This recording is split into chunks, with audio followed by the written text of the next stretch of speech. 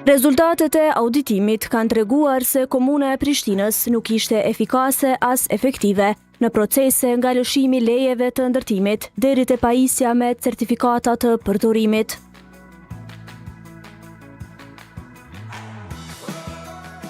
Sipas raportit ka mungese të kontrolleve gjatë lëshimit të kushteve, trajnim jo të barabartë të kërkesave për leje ndërtimore, mungesë të inspektimeve të mirëfillta dhe të rregullta, si dhe mekanizmi për pajisje me certifikat të përdorimit nuk është efektiv.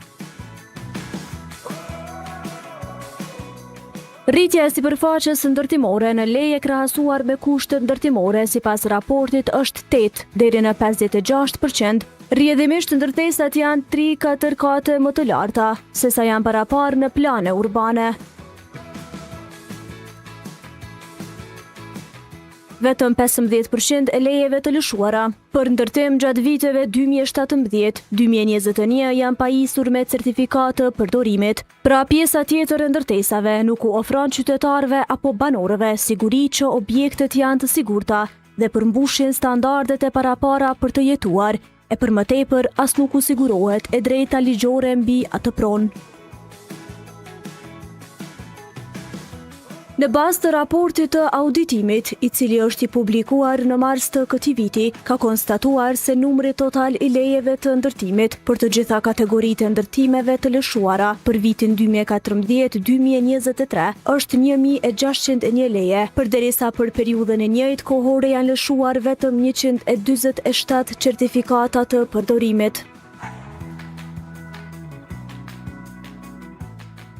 Nga grafiku mund të shohim që nga viti 2018 është rritur numri i certifikatave të lëshuara të përdorimit, mirëpo pavarësisht që është rritur numri i tyre, në vitin 2023 ato i takojnë lejeve të lëshuara ndër vite, qoftë edhe para 10 vjetësh.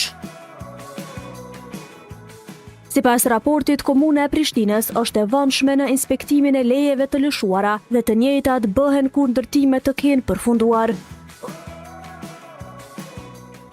Për shkak të kësaj vonese, sipas raportit, korrigjimet e mundshme në dëme janë të vështira. Mos inspektimi nga komuna në fazat të mëhershme dhe mungesa e kontrolleve në inspektimet e kryera nga investitori nuk ofrojnë siguri që ndërtimet janë në përputhje me projektet, që janë të sigurta për banim, e as që materiali i përdorur është i cilësisë së duhur. Këto inspektime pas ndërtimit janë shumë të vonshme dhe vështirësojnë korrigjimet në rast se janë të nevojshme dhe dëmet potenciale janë vështirë të riparueshme.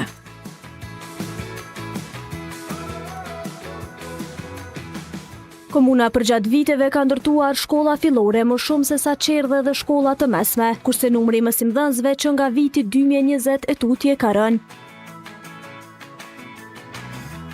Sipas raportit, kjo është një nga treguesit se shërbimet arsimore nuk janë rritur në përputhje me numrin e lejeve të lëshuara të ndërtimit.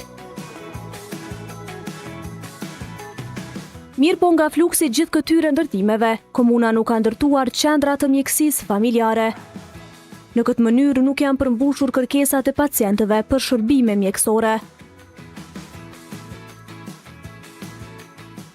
Ndërtimet e larta janë shtuar ndjeshëm në komunën e Prishtinës, si rezultati urbanizmit dhe zhvendosjes së popullsisë nga zonat rurale në ato urbane, si dhe nga vendet e tjera të Kosovës.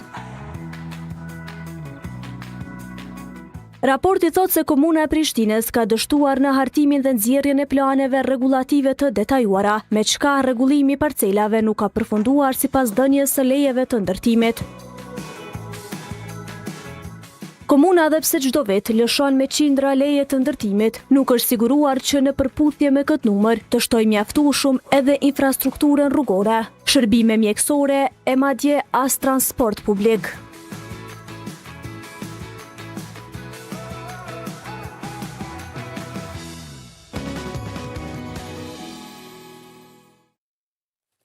Era prej